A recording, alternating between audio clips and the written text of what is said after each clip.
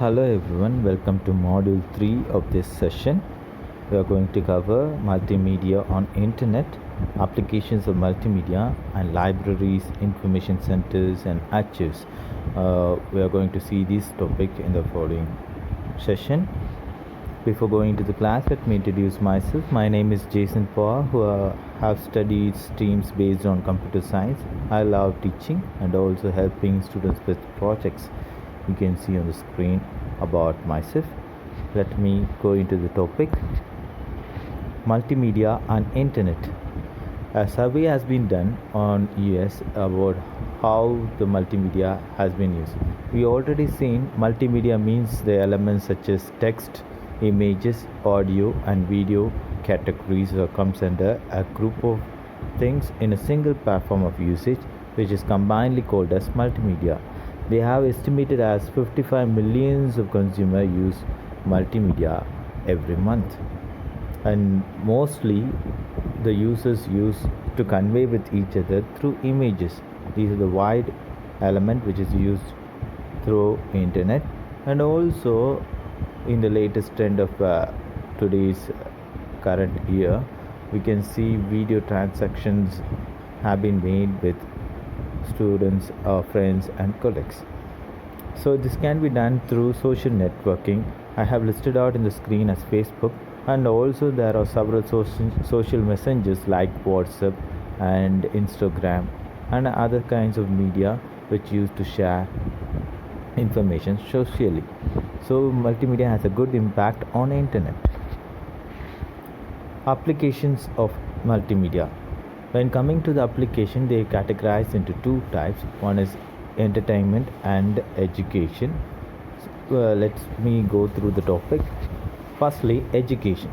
In the education, to remove the traditional way of teaching and also replacing with the online activity of learning with these elements of multimedia, they have initiated a class which is called as Modulo, which used to have a communication with the student with their flexibility. They can be anywhere in the beach or in school or in home or wherever they might be. They can be has access to the environment in a flexible manner. So modulo is used in which student, teachers and even parent can convey and interact with each other more efficiently. In India, they have produced these kinds of education-based multimedia activity as e-learning, distance learning, virtual learning, and other kinds of activity also there. When you come to e-learning, it's a learning which can be accessed by the students or the users. They can learn from the computer, so like a course. So it's called as e-learning. Distance learning is the same category, but with distance learning it's up to with one organization. They share the details online. They can be accessed from anywhere else, but the center will be of the particular organization. Nextly, virtual learning. Virtual learning means the person who's involved in this learning environment feels the environment as if it's real. For example, if your teaching is made about aeroplane, means they will feel like they are being in an aeroplane and activities being shown, so they can easily understand. So these kind of activities are used in education for effectiveness on learning. In India, they produce education satellite like EduSat. It means it is used to emulsionate these kinds of virtual classrooms, so user can have a real feel. Nextly, entertainment. In entertainments, a replacement has been made in a normal way of viewing movies and other kinds of video or demand viewers which are favorite. Nowadays, most of the users use mobiles, like using Actel Stream or Disney Hotstar applications in mobile. They can access the movies online, so it can be flexible and easy to use also. Through communication network, it can be accessed. So multimedia has a widespread nowadays through these kinds of activity. We can see all the users nowadays download their movies on their mobiles and they having their access. So for entertainment, it has a very great impact. And also you can have a setup box installed where you can access the digital data. Nextly, business system. In business system, presentation and training is shown to the particular higher authority, to the other individuals or to the users. They can use these kinds of multimedia business system for advertising, for increase in sales, and also higher productivity. So these kinds of activity is used in business system in relevant with multimedia environment. For example, if you want to sell a particular dairy milk product, they will advertise on the screen, whether it might be images or video or what, or an audio content. It tells about the particular product in an effective manner in which they will get attracted. So in the business system, they use these kinds of activity using animations and also draw the users to buy the product. So business system uses multimedia elements. Next, in medical services. In medical services, you can see there are several new doctors training up by the older doctors, but if time not permitted, they can also get practice through these multimedia elements. In this area, they use a video protocol which tells about how to do the operation or surgery, and also even tiny camera can be inserted inside the body of the patient to see where they are doing surgery, and if they are going to put a wrong surgery, means it will warn and alert the practitioner not to cut these nervous system and to do this nervous system as a correct one. So it can warn it for yours. So in a way, the medical practitioners can easily learn how to do surgery. Nextly, public places. In public places like trade show, libraries, railway station, museum, malls, and airport, and banks, and hotels, exhibitions, these are the common area we people move around. So in these places, if you want to have any kinds of information relevant to particular shopping details, or where you're going, or what kind of product can we buy nearby, it can be tracked easily through mobile devices. And in that also, multimedia has a vital role in sharing the information. And also, for example, if you want to know an ATM nearby, you can search on it and it will tell you where the bank's ATM is nearby. Nextly, multimedia conference. Video conference has been a very great impact in nowadays sessions, because user can have a live concert with each other and communicate their queries. So it feels like they are all in a single platform or in a single room. They can interact face to face also. Nextly, libraries, information centers, and archives. In olden days, libraries or books which are cataloged in a particular rack, they can go more around and search out. Even they can destroy the books by getting one book out.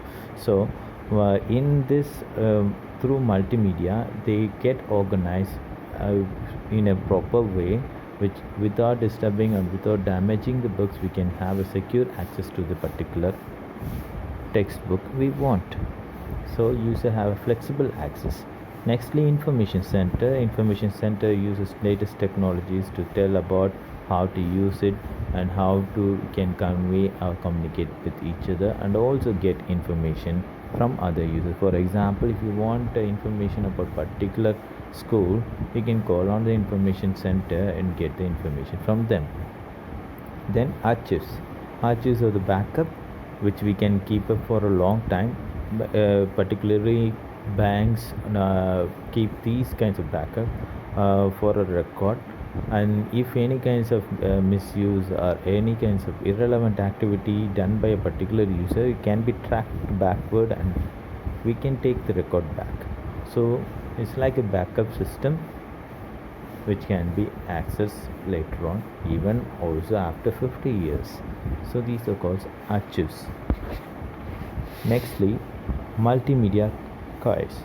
In it, a user can use a touch screen to access the information. You can see on the airport or in the railway station mostly, and also in the library. There will be a system in front of you which tells about whatever the availability of particular book. For example, if you consider library, they will tell about what are the books available. If you type on the search item with relevant topic you want, they will list out the availability and non-availability of the book. The same goes for airport and railway station. So you can have a quick access whether it's available or not. Nextly, webcasting and video conference. There is a difference between webcasting and video conference. The live telecast is called as webcasting. For example, if there is a cricket match is going on, so it has been broadcasted to the particular user on a particular event or throughout the world. It is called as webcasting. The real program is conveyed directly on a particular time, so it's called as webcasting, which is shared through internet. The same activity when particular group of people in a particular site having a communication with each other, it is called as video conference. So there is a difference between webcasting and video conferences. So video conference mostly with the known people, and webcasting, it's information by an unknown person but conveyed as a common medium to all. Nextly, user orientation program. In the user orientation program, they provide some kind of manual which will be benefit for the faculty or the teacher or even to the students to go in depth in their subject. So they can have an in-depth concept with a particular topic which can they share with the students. It's like used for training purpose mostly. Nextly, in-house production of multimedia and resources and e-publishing. In a particular product, for example, I am having a conversation with you through this presentation. I can also produce this as a particular manual book and also publish it through online. So it is called as, when I publish it as a booklet or a particular content of as a PDF, it is called as e-publishing. Nextly, it can also be made and shared through CDs or DVDs. So it is called as production of multimedia resources. So when it is produced, it's called in-house producing. Digital multimedia libraries. In digital multimedia libraries, everything is digital. Why it's the main purpose of this multimedia libraries as a digital content means that when it comes to manual, the book may get tampered or some people might tear up the paper and accidentally or wantedly, whatever cause, it will get damaged. In the long year time, they cannot be preserved. So as a replacement, digital multimedia libraries plays a vital role in replacing every content of manual content as a digital content format like scanned images or graphics or audio visual content. You can also hear about in the latest years and all. Also, for most of the people use Audible, which is Amazon's audiobook app where they can download, and also Amazon Kindle, everybody know. We can download the ebook online, and also you can read it with your computer or through mobiles also. So they all are in a digital content, so they have a flexible access without damaging anything. So digital library plays a vital role nowadays.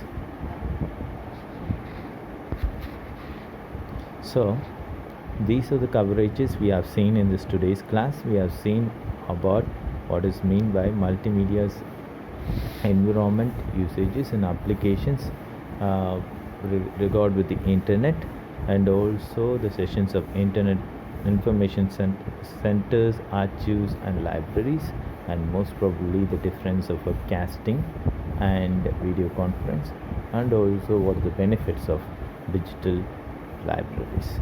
So with that, we end this module 3 session of today, and hope you enjoyed this session. Kindly please subscribe and follow up the video links below. So if you have any queries, please comments so I can answer you back. Thank you.